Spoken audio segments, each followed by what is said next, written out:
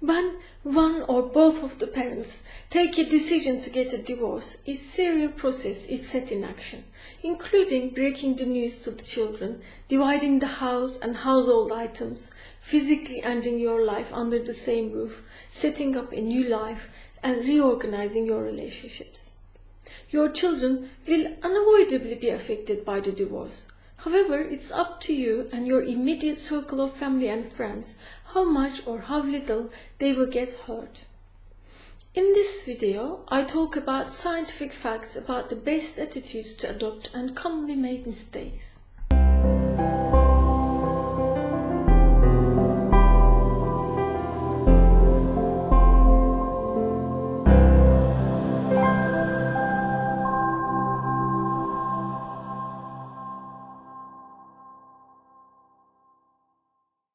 Long-term studies show that there are two things that parents do after divorce that prevent children from growing up to be depressive adults.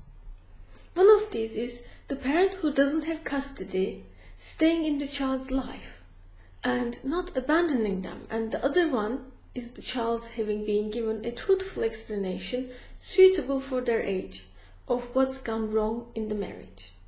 Rule number 1.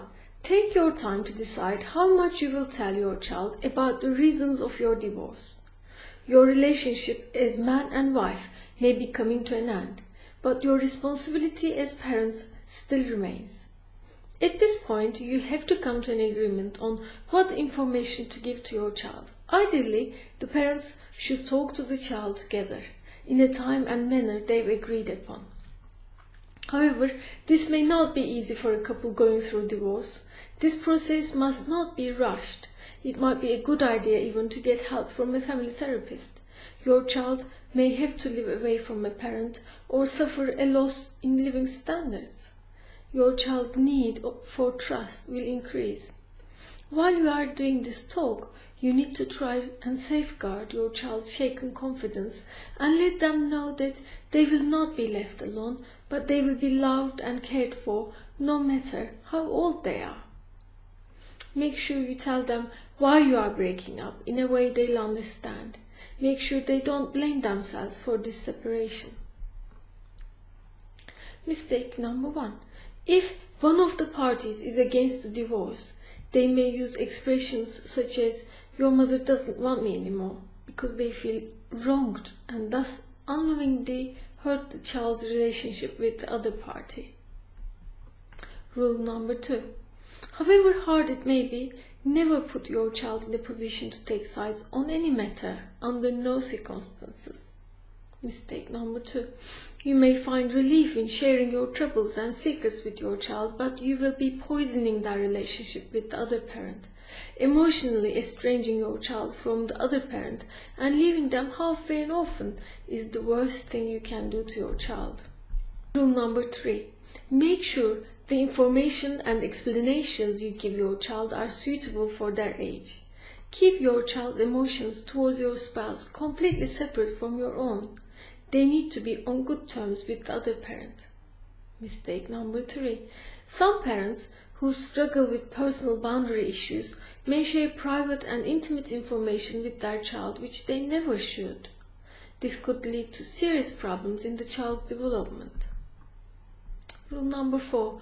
Keep your mixed emotions towards your spouse separate from your relationship with your child.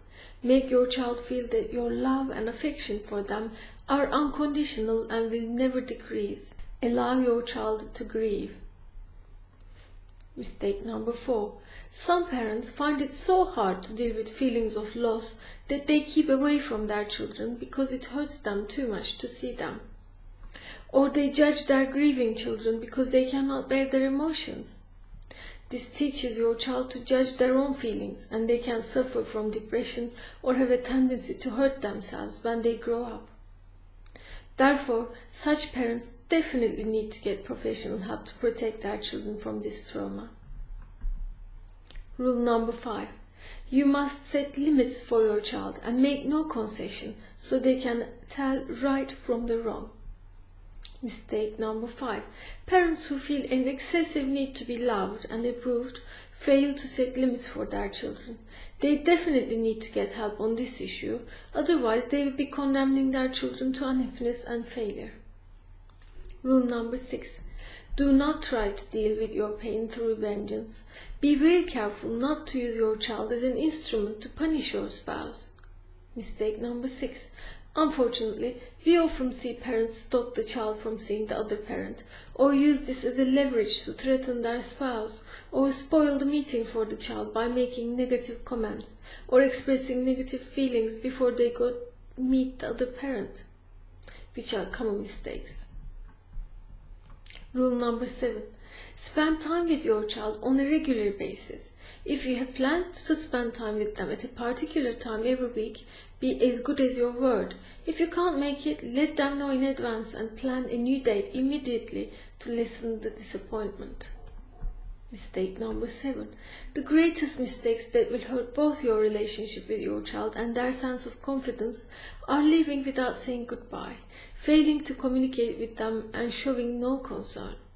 Even though the reason a parent would act this way is usually because they love their child so much, it hurts to leave them and they can't bear it. It looks totally different from the child's perspective. They feel they are not loved or cared for, or even that they are worthless. Rule number 8. Try to make sure the people and settings your child is used to, is happy about, or loves, such as their school, their house, their friends, remain constant if at all possible. Mistake number 8. The ways you use to financially punish your spouse who wants a divorce, such as unhousing them to deal with your pain, will make your child feel you do not care for them. Rule number 9. Be available to your child and let them know that they can contact you anytime they wish. Mistake number 9.